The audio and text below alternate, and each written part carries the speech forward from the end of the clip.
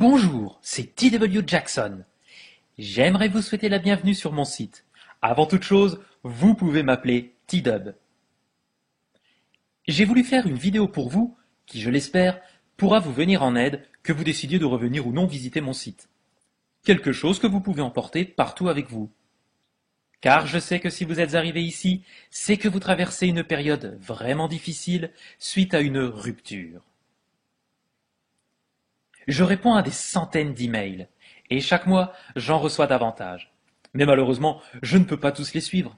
Et je reçois même de temps en temps du vrai courrier par la poste, ce qui est plutôt cool. Et d'ailleurs, voici ma vraie adresse si vous voulez m'écrire.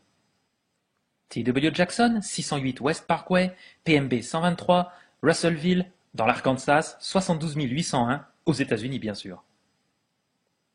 Je suis un enfant du pays. À part ça, j'ai fait l'armée, j'ai visité beaucoup de pays, mais aussi d'États. Mais bon, assez parlé de moi. Je reçois sans arrêt des lettres et des emails de gens qui font face à une rupture. C'est un moment tellement intense sur le plan émotionnel. Ce qu'il se passe souvent, c'est qu'une personne affronte tout d'abord une rupture, dans une lettre ou bien face à face, et qu'elle devient folle pendant un petit moment. Cette folie, c'est alors pour elle le meilleur moyen de gérer la chose. Ça commence avec ce que j'appelle du terrorisme par texto. Les gens s'envoient des SMS à tour de rôle, ils essayent de comprendre. Que se passe-t-il? Ce que je te dis, c'est la vérité? Est-ce qu'il y a quelqu'un d'autre? Etc. Bref, ils cherchent à comprendre pourquoi ils rompent et ils confessent leur amour éternel.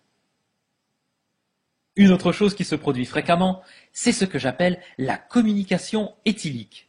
Vous essayez de tout oublier avec quelques vers, et avant même de vous en rendre compte, vous êtes au téléphone en train d'appeler votre ex, de lui parler, etc. Vous voyez, vous êtes comme ce type-là. Bref, vous êtes en train de vous ridiculiser. Si vous l'avez fait, n'ayez pas honte. Cela arrive à tellement de gens, vous ne le croiriez pas. Et d'ailleurs, je suis moi aussi passé par là auparavant. Donc que faites-vous?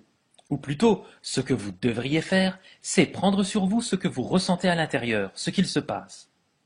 Donc, plutôt que d'adopter la communication éthylique, de faire du terrorisme par SMS, de vous retrouver face à face et d'essayer de garder cette relation intacte, vous devez faire une sorte de jiu-jitsu.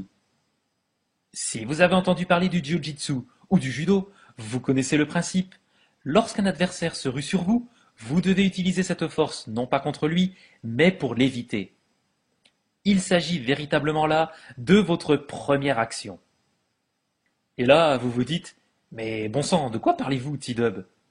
Donc, voici ce que je veux dire.